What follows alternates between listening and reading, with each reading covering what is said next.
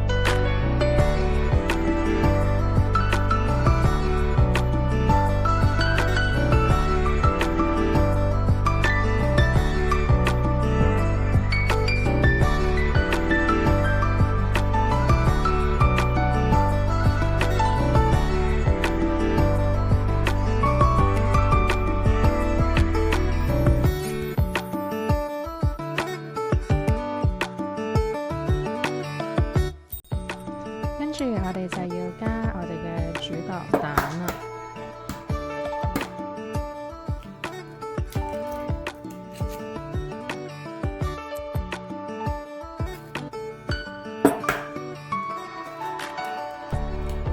我落咗2隻蛋，然後攪拌。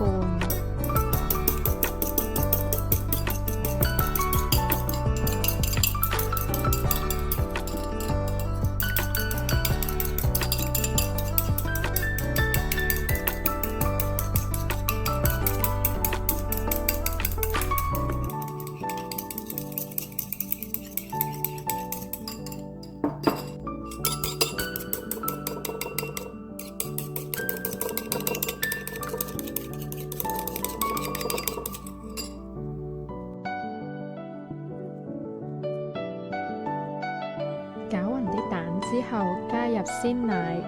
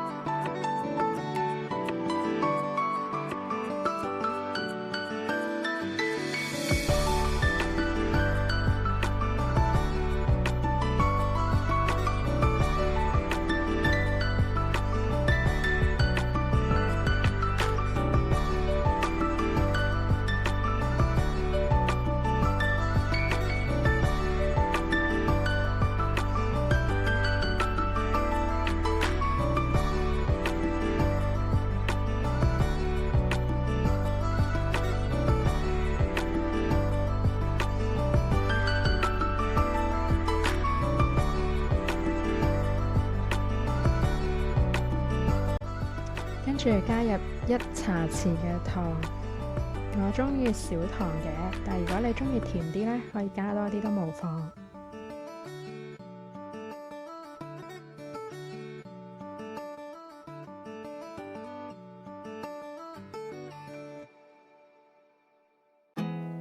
There's not much to do when all I can is thinking about you. 加入薑汁，再攪勻佢。Don't know where you are, 'cause you're not here. It's been way too long.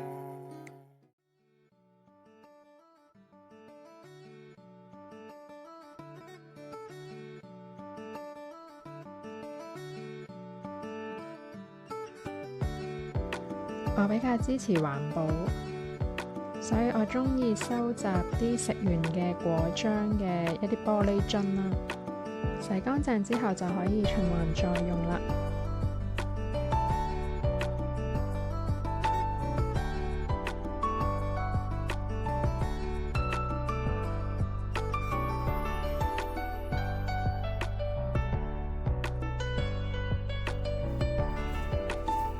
我用一個細嘅隔濾器，然後將攪勻嘅蛋同奶呢，就倒入去個樽度。呢個步驟係上出嚟嘅燉蛋嘅效果係細滑啲嘅。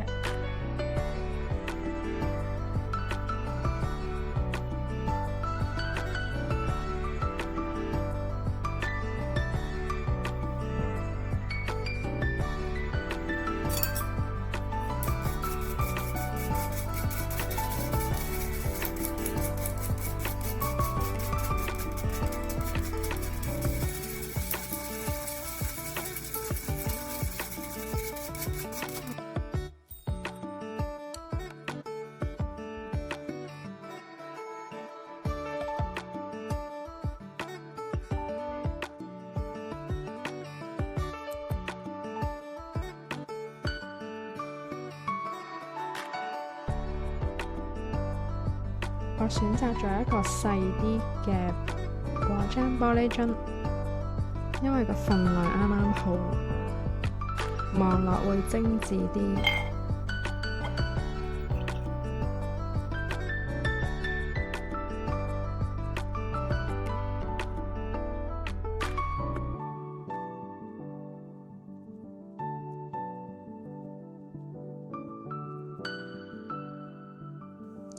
跟住就可以擺落個煲度蒸啦，大約蒸45分鐘。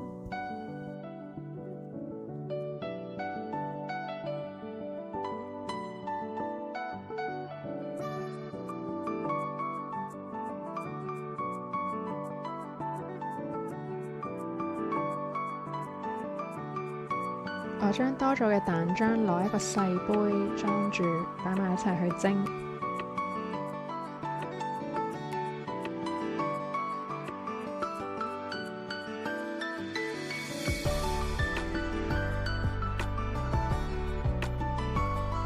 用煎木棒去掂一掂，差唔多實淨就係 OK 啦。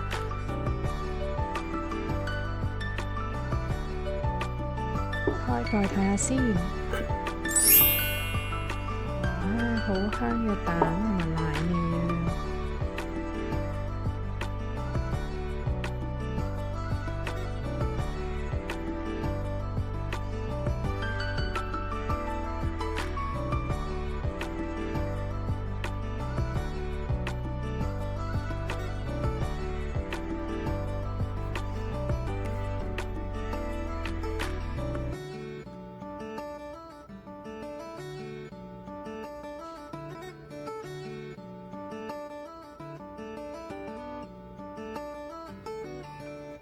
用匙羹壓落去嘅質感呢，係好似布丁咁有彈性㗎。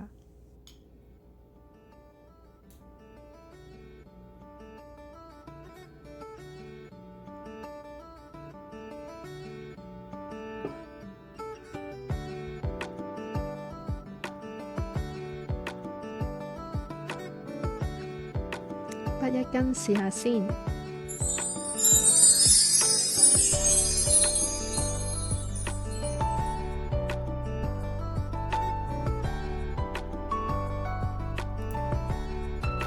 好味，溫溫地，然後又唔係好甜。呢個甜品對皮膚幾好㗎。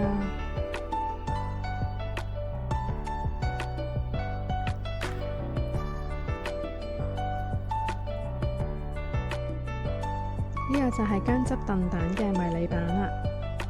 鍾意加多啲薑汁嘅朋友都可以額外再加啲。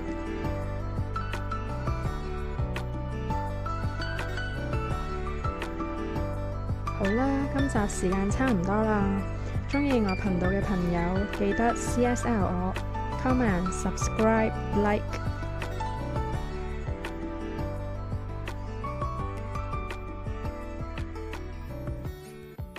下次再一齊同大家煮嘢食啊！多謝支持，拜拜。